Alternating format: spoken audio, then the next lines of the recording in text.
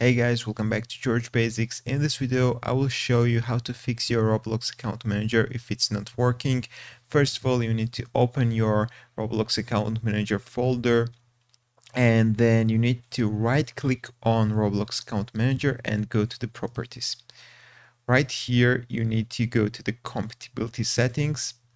You need to check run this program in compatibility mode, and also you need to disable full screen optimizations, and also you need to run this program as an administrator. So you need to tick these three options, then click apply and click OK.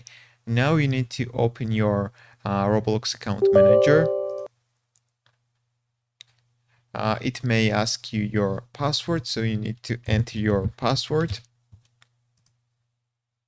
So we opened the Roblox Account Manager, and now we need to go to the settings. You just need to click this settings icon on top right corner.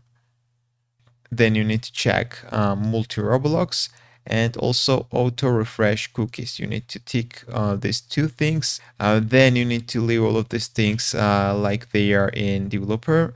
And the last thing, guys, you need to click first update. If there is any available update, it will automatically update your app, guys. So you need to do all of these steps, and most likely your Roblox Account Manager will start working.